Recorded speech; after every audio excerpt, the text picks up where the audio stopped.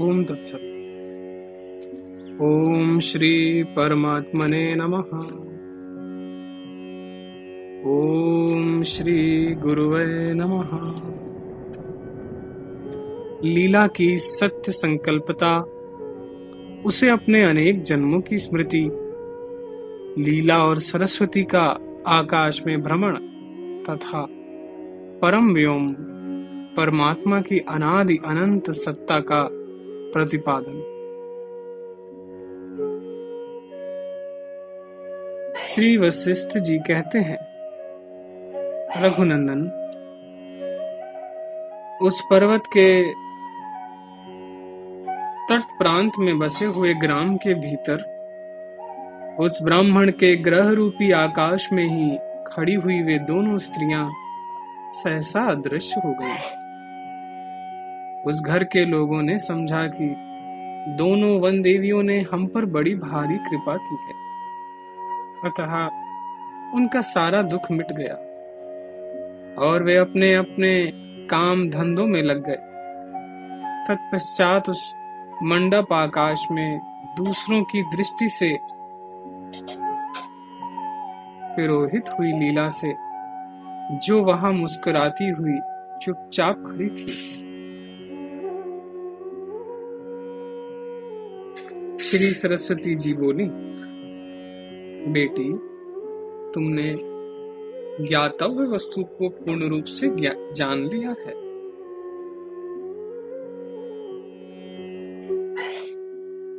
पदार्थों को देख लिया है। इस प्रकार की यह ब्रह्म सत्ता है। बताओ, अब और क्या पूछती हो?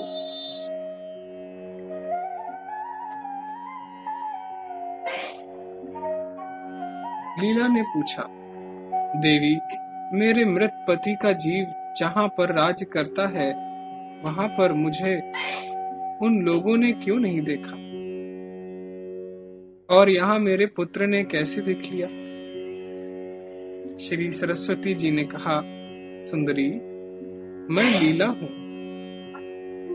ऐसा जो तुम्हारा दृढ़ संस्कार था, वह पहले नष्ट नहीं हुआ था,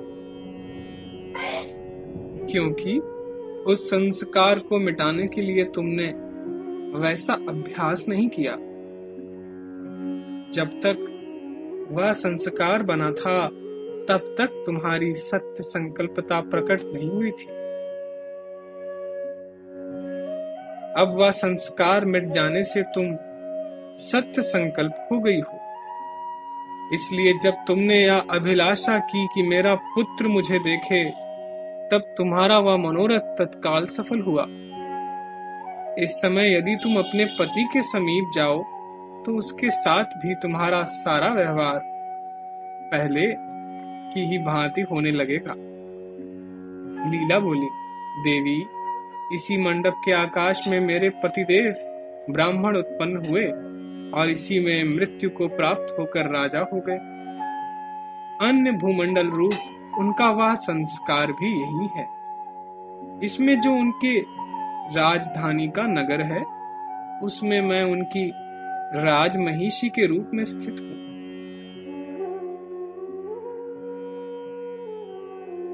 यहीं उस अंतःपुर में मेरे पति राजा पद्म की मृत्यु हुई और इसी अंतःपुर के आकाश में वह नगर है जिसमें वे पुनः राजा हुए हैं। ब्रह्मा जी से उत्पन्न होने के पश्चात आज तक विभिन्न योनियों में जो मेरे बहुत से जन्म हो चुके हैं, उनमें से 800 जन्मों को तो मैं इस समय पुनः देख सी रही हूं। उनकी सारी बातों का स्पष्ट रूप से स्मरण कर रही हूं। देवी, पहले किसी दूसरे संसार मंडल में मैं लोकांतर रूपी कमल की भ्रमरी विद्याधर राज की धर्म पत्नी हुई थी। उन दिनों मेरा हृदय दुर्वासनाओं से दूषित था, इसलिए उसके बाद मैं मनुष्य योनि में उत्पन्न हुई। तदनंतर दूसरे संसार मंडल में मैं नागराज की भार्या हुई। इसके बाद कदम्ब, कुंद, जंबीर और करंजों के वन में निवास करने वाली तथा वृक्षों के पत्तों को ही वस्त्र के रूप में धारण करने वाली काली कलूटी भीलनी हुई। तदनंतर पुरुषत्व रूपी फल देने वाले कर्मों के परिणाम में से मैं 100 वर्षों तक सौराष्ट्र देश में श्री संपन्न होकर राजा रहे।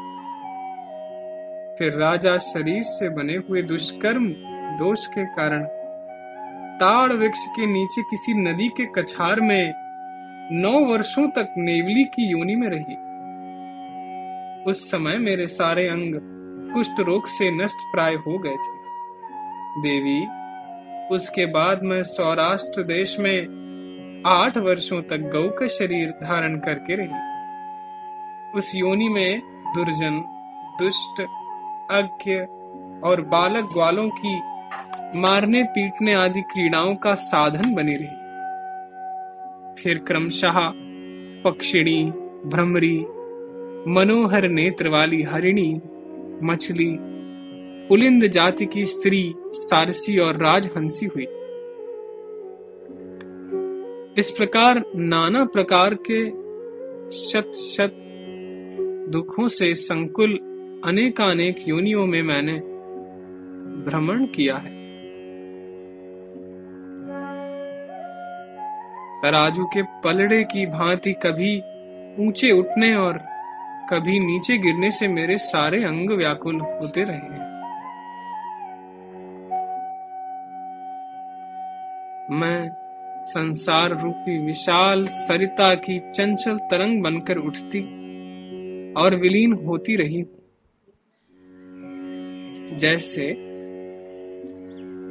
वात प्रेमी जाति की हरिणी की गति को रोकना कठिन है, उसी प्रकार मैं दुर्निवार्य आवागमन की परंपरा में पड़कर क्रमशः विभिन्न योनियों में भटकती आई हूं। इस प्रकार परस्पर वार्तालाप करती हुई वे दोनों सुंदरी ललनाएं मनोहारिणी गति से उस घर के बाहर निकली। उस समय गांव के लोग उन्हें नहीं देख पाते थे, परंतु वे दोनों अपने सामने के पर्वत को अच्छी तरह देख रही थी। लीला बोली, देवी,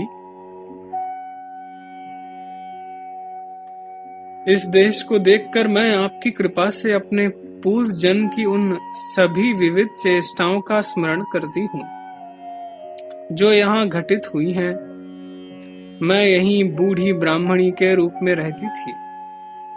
मेरे सारे अंग उभरी हुई नस नाड़ियों से व्याप्त दिखाई देते थे। मैं बहुत दुबली पतली थी। मेरा शरीर गौर और बाल सफेद थे।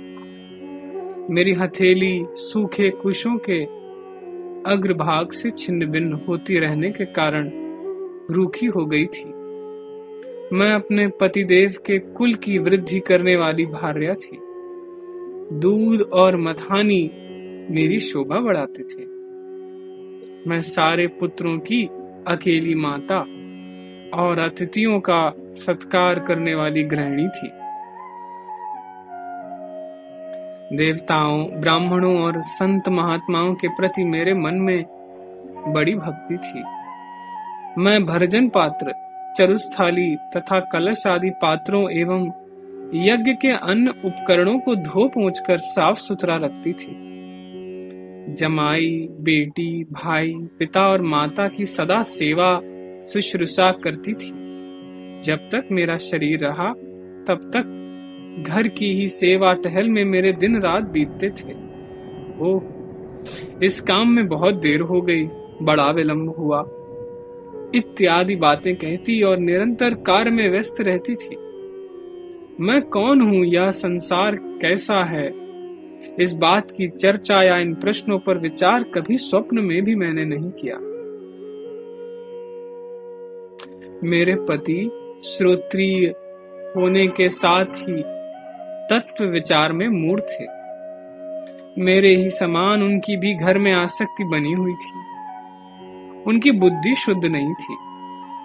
समिधा, साग, गोबर और ईंधन के संग्रह में ही मेरी एकमात्र निष्ठा थी। घर के पास खेतों में जो साग सब्जी की क्यारियां थीं, उन्हें सींचने के लिए मैं जल्दी जल्दी जलपात्र लेकर आने के निमित्त नौकरों को पुकारा करती थी। जल की लहरों के किनारे जो हरी हरी घास उगी होती, उन्हें स्वयं लाकर मैं अपनी छोटी सी बच्चिया को तृप्त किया करती थी। प्रति क्षण घर के दरवाजे को लीप कर वहां चौक बनाती और उसमें भांति भांति के रंग भरकर सजा देती थी।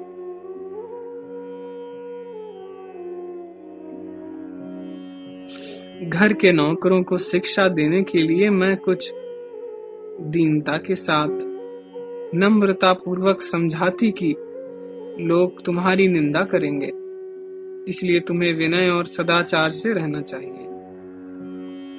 जैसे समुद्र अपनी तट भूमि का लंघन ना करके निरंतर मर्यादा में स्थित रहता है, उसी प्रकार मैं भी धर्म मर्यादा के नियम से कभी च्युत नहीं होती। श्री वशिष्ठ जी कहते हैं, रघुनंदन, यूं कहकर उस पर्वती ग्राम के भीतर भ्रमण करती हुई लीला ने अपने साथ विचरती हुई सरस्वती देवी को मंद मुस्कान के साथ वहां की एक एक वस्तु को दिखाया। फिर वह इस प्रकार बोली, देवी, इस घर के आकाश में ही वह मेरे पति का जीव राजा के रूप में रह रहा है। यही अंगुष्ठ मात्र ग्रह काश के भीतर ही स्थित परमार्थ वस्तु परब्रह्म को मैंने भ्रम से करोड़ों योजन विस्तृत पति का राज्य समझा था। जगदीश्वरी, हम दोनों चेतन आकाश रूप परमात्मा ही हैं। मेरे पतिदेव का राज्य जो सहस्त्रों पर्वतों से भरा हुआ है, आकाश में ही स्थित है। यह बहुत बड़ी माया फैली हुई है।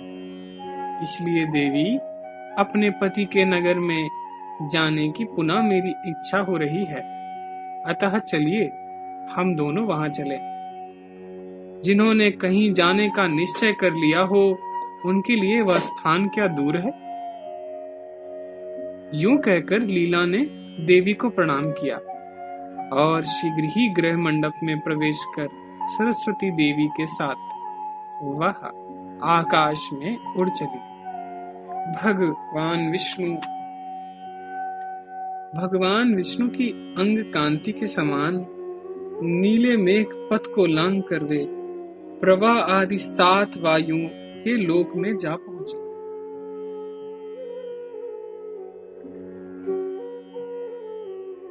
फिर वहां से सौर मार्ग तथा चंद्र मार्ग को लांघती हुई वे ध्रुव मार्ग से भी ऊपर पहुंच गए। इसके बाद साध्यों के मार्ग से ऊपर उठकर सिद्धों की भूमि को भी लांघ गई और स्वर्ग मंडल को भी लांघकर अत्यंत दूर जाने पर लीला को कुछ बोध हुआ। फिर उसने पीछे फिरकर पार किए हुए आकाश स्थल का अवलोकन किया। वहां से नीचे देखने पर चंद्रमा, सूर्य और तारा आदि कुछ भी नहीं दिखाई देते थे। केवल अंधकार ही अंधकार था। तब लीला ने पूछा, देवी बताओ, सूर्य आदि का तेज नीचे कहाँ चला गया? पत्थर के मध्य भाग की भांति सुदृढ़ एवं घनीभूत होने के कारण मुट्ठी में लेने योग्य यह अंधकार कहां से आ गया? श्री सरस्वती देवी ने कहा, बेटी, तुम इतनी दूर आकाश मार्ग में आ गई हो कि यहाँ से सूर्य आदि तेज भी नहीं दिखाई देते। लीला बोली, देवी, यह तो बड़े आश्चर्य की बात है।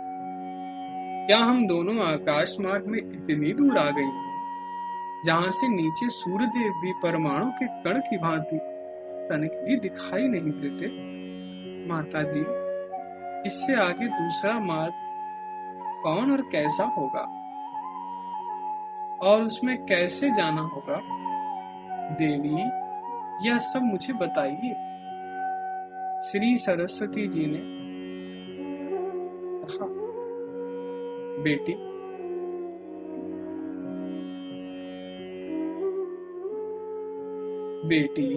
इसके बाद आगे तुम्हें ब्रह्मांड संपुट के ऊपरी कपाल में जाना है। श्री वशिष्ठ जी ने कहा।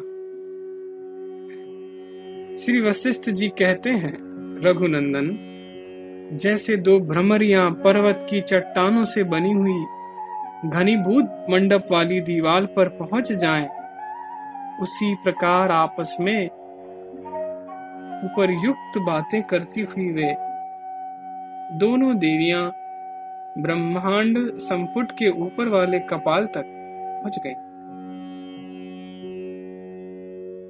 साथ ही जैसे कोई आकाश से निकले, उसी तरह वे वहां से अनायास ही बाहर निकल गई।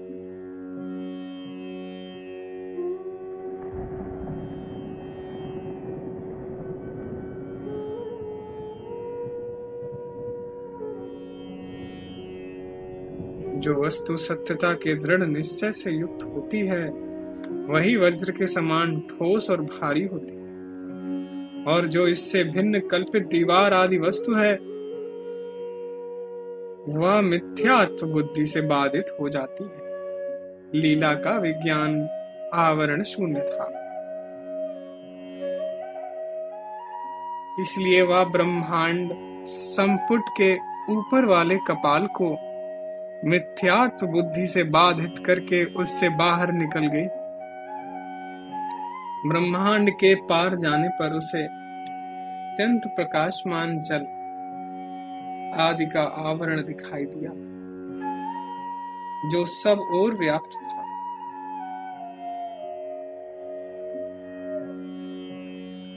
साथ ही जैसे कोई आकाश से निकले, उसी तरह वे वहां से अनायास ही बाहर निकल गई। जो वस्तु सत्यता के दृढ़ निश्चय से युक्त होती है, वही वज्र के समान ठोस और भारी होती है, और जो इससे भिन्न कल्पित दीवार आदि वस्तु है, वह मिथ्यात्व बुद्धि से बाधित हो जाती है। लीला का विज्ञान आवरण शून्य था, इसलिए वह ब्रह्मांड संपुट के ऊपर वाले कपाल को मिथ्यात्व बुद्धि से बाधित करके उससे बाहर निकल गई। ब्रह्मांड के पार जाने पर उसे अत्यंत प्रकाशमान जल आदि का आवरण दिखाई दिया, जो सब ओर व्याप्त था। उस आवरण समुदाय में जो जल का आवरण है, उसमें ब्रह्मांड की अपेक्षा 10 गुना जल विद्यमान है। उसके बाद उससे भी 10 गुना अग्निमय आवरण है, फिर उससे भी 10 गुना वायु, और उससे भी 10 गुने आकाश के आवरण है। तदनंतर विशुद्ध चिन्मय आकाश है। उस परम व्योम चेतन आकाश रूप पर ब्रह्म परमात्मा में आदि मध्य और अंत की कोई कल्पनाएं नहीं उदित होती। वह परमात्मा सर्वत्र परिपूर्ण एवं अपरिछिन्न है। वह अद्वितीय, सर्वव्यापी, शांत, आदि अथवा कारण से रहित, भ्रम शून्य, अनादि, अनंत, मध्य रहित तथा अपनी ही महिमा में प्रतिष्ठित है। उस निर्मल चेतन आकाश स्वरूप परमात्मा में यदि एक कल्प तक बड़े भारी वेग से ऊपर से नीचे को पत्थर की शिला गिरती रहे, और नीचे से पक्षीराज गरुड़ भी अपना सारा बल लगाकर ऊपर को उड़े तथा उनके बीच में सबको मापने में समर्थ वायु समान वेग से दोनों ओर बढ़े, तो वह भी उन दोनों का संयोग नहीं पा सकती। शेष अगले भाग में। जय सीताराम।